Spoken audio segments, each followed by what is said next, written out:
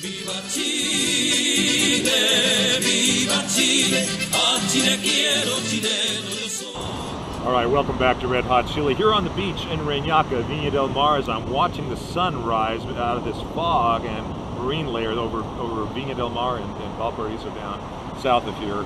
It's really quite a sight. But at any rate, this is an interesting experience being on the beach, as I've said. I didn't bring all my slang words with me today, but I just want to teach just one of these to you. It's the word roto. If I could roll my R better, it would sound better. R-O-T-O. A person is called a roto when he's really kind of either he's a lowlife, or he's a poor guy that you can't trust, or just a kind of a person of bad character. And so you hear that word roto sometimes describing a person, you'll know what it is. Roto, the word roto normally means just broken. It's the participle form of, romper, the verb. But that's how it's used here in Chile. All right, well, anyway, we're going to get onto this right away. We look at Chile as the negative things. What are the negative things that you're going to have when you come here? First of all, as I put out in the post here, is the hassles of the Chilean bureaucracy and having to do what we call tramitations, going back and forth, different kinds of hassles and tasks, errands that are bureaucratic. It drives you nuts, and the bureaucrats are oftentimes ignorant. One person tells you one thing, another person tells you another. You end up waiting in line, wasting your time for hours, only to find out you're in the wrong office because somebody sent you the wrong place, gave you the wrong information, or whatever. It's just a constant one hassle after another, waiting for stuff to get done. They go on strike. You don't get your paperwork back in time, especially it's true in the visa process. That's why we earn the big bucks, and I'm kidding when I say that. That's why we charge for our service for residency, and we have a guy babysit it for you, so that when you come down here, you don't have to deal with the bureaucrats. We do it. I mean, yeah, you have to have some, face-to-face time or FaceTime with them, but it's not a whole lot, and we're able to get through the mess for you cleanly, easily, relative to what you try to do it on your own. So yeah, no question, that's just one bureaucracy, or other bureaucracies you have to deal with too, but that's the worst problem I think anybody faces coming down and living in Chile. After that, lying, cheating, and mistrust. The whole culture is based on these things, and it is horrible.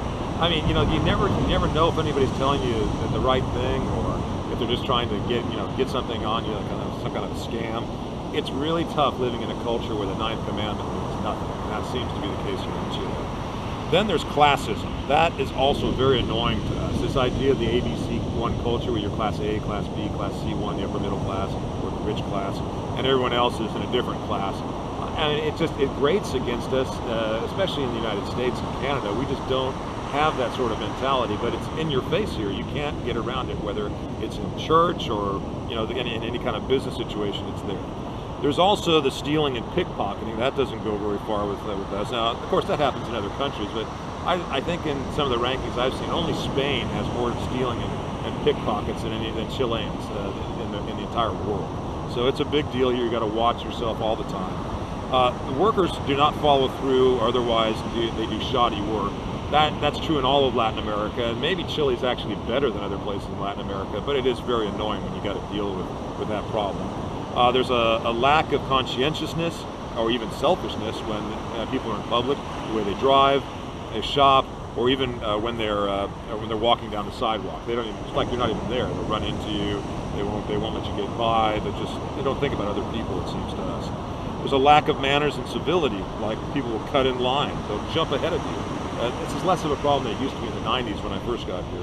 There's a general laziness that we see here. People, it seems like they just don't work very hard, at least compared to Americans. And I think it's true about Germans and people from Holland and England especially. They're very hard workers. Japan, Canadians, Australians. But here in Chile, it's not the case. And that probably comes as no surprise, but it's still annoying when you got to deal with these people. There's an inordinate preoccupation for Chileans about their image, and also these arbitrary rules of behavior, how you're supposed to eat, how women are supposed to dress.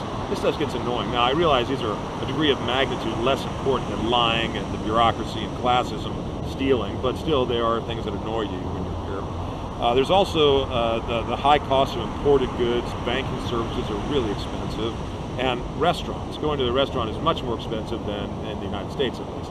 Now, if you're from Europe, you're not going to see the cost of goods being that high as far as restaurants go, but in terms of imported goods, you will be.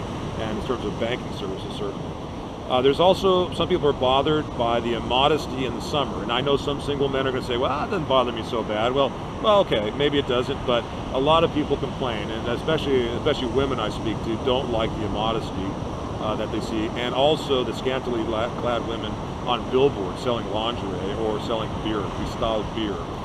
Inconveniences, the point 12 here is that arise from leftist demonstrations, as well as occasional impact on business. That is also another problem that's annoying. Now, I've listed a whole bunch of other things. I won't comment on these as in detail as these first 12. For instance, there's a risk of one's wife falling into adultery here, especially if she has blonde hair. There's often long waits in line, which I guess is true in other places.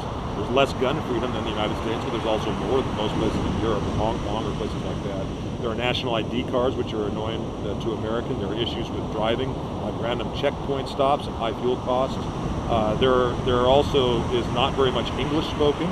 There are a lot of stupid regulations. Of course, that's true everywhere in the world. There's a cowardly attitude of not saying what you think about something, or talking behind somebody's back.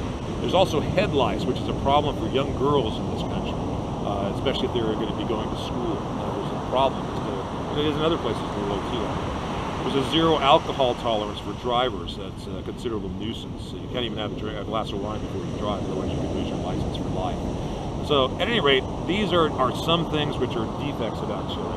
And that's really the biggest ones. I'm not missing anything there as I really thought through this and asked a bunch of people what the things are they really hate about Chile. That's it. So if you can survive all of that, just say, okay, I can get by with all that, I'll find a way around it, then you'll be okay here in Chile. That's a bottom line truth. But then let's look at the other side. What are you gaining by coming to Chile? I mean, this is the important part, right? We're thinking economically here. What are the costs versus the benefits? As we say in economics, the expected costs versus the expected benefits. Are the costs greater or are the benefits greater? If the benefits are greater on net, then it's a good move. Could be a good move, I should say. And here's a few things that are really good. Number one, the Child Services Division, or the DSS, does not exist here like it does in the USA, and thus there is only very rarely a random separation of children from their parents in Chile. And folks, if you're not aware of this problem in the United States, especially Canada and other parts of Europe, then you need to get on the internet and do some reading. It's a serious problem, and how would you like to have your kids confiscated from you by the state? Number two, it's not illegal to homeschool one's children here in Chile. You have to use the exámenes libres, the free exams through the public school system, but still not hard to do, and you can still homeschool. Other places like Europe, you can't do that. Abortion is still illegal in Chile, other than the limited use of the morning after pill, which is hard to get because some of the Catholics who own the pharmacies won't even sell it to you, even if they have it in stock. They're required to have it in stock. Society here is not politically correct. How important is that? Not politically correct in the workplace, the family, the church, or at school. And I mean by that universities especially, or well, any school. That's a great benefit. I'll tell you, if you're an academic, you got to put up with political correctness. You realize fast how horrible it is, and anybody does. It's a shock here when you get to see what it's like to really live in a free society where you can say what you want and not be harmed because somebody's politically correct doctrine in the U.S. Police are not jackbooted thugs in Chile with some kind of a power trip, as in many cases they are elsewhere in the world. I've seen it in Europe or the United States. These police officers would go crazy. Here you don't have to worry about it. That should be a real big benefit. Here I can even go up to policemen and ask them for directions. I regularly have done that when I'm on trips. I'm not afraid of them. And I don't have any reason to be afraid of the police. They're people that actually help you. I'm not saying that police are perfect here, there's no problems. But compared to what you see just on YouTube in the US, it's a paradise. There is no April 15th grief here for employed individuals. Filing tax returns, as I mentioned earlier, it's effectively optional, although still usually makes sense to do if you do a 10 to 30 minute online, push a few buttons and get some money back. Seventh, there's little influence of radical feminism in Chile. Most women surveyed still prefer to stay at home, and although there's still a lot of divorce here, the feminist doctrines that go through the family courts are not seen here as nearly as strong as they are in places like the United States or Western Europe, Canada. There's less influence of radical ecology ideology here than most developed places on the planet. I mentioned this maybe it was a couple of weeks ago on the radio show that on this radio show that we don't have people very concerned about their carbon footprint here and all this nonsense, you know, global warming, these ridiculous things that are purported by the left. Family courts and domestic violence scams are far less egregious here in Chile than in places like the United States. Now, when I say that, I have to be careful to advise you that I'm not saying family courts in Chile or domestic violence hearings in Chile are great or that it's a wonderful system. I'm not saying that. It's bad here as far as I'm concerned. But compared to the United States, Canada, and England, and other places like that, it's an absolute paradise. It's a wonderful place compared to the horrors that are imposed upon men, especially in those places. Then here's a couple more. Number 10, there's no ATF, TSA, Homeland Security. There's no tasering of people, no epidemic police brutality or drone killings. And Chile doesn't have drones yet to go and snipe their own citizens or kill anybody. I mean, that's a great benefit. Number 11, Chile neither polices the world nor attacks other countries. Now, that's especially if you're England, the United States, and maybe a few others out there. That's a great benefit for me as a libertarian. There's number 12, there is little threat that someone will bomb Chile or that it will attract the attention of international terrorists. Why would anybody want to come to Valparaiso, Viña del Mar, Santiago, or any other city here and bomb us? Now, what's the point? We don't have any enemies. Maybe the Argentines don't like us sometimes, but it's not the same. They're always a problem because they got internal strife and struggles themselves. Bolivia too. Taxes are absolutely low for upper middle class people. You can expect to pay 6 to 7% of your income on all taxes combined, whether any kind of tax, sales tax, car tax, income tax, all of it's combined, that's up to about 6 to 7% of your income. It's an amazing stat.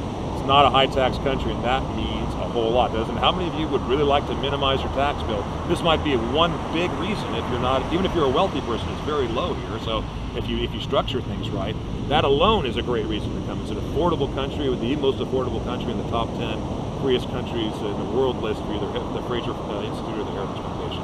You're listening to Red Hot Chili and the Overseas Radio Network. We'll be right back.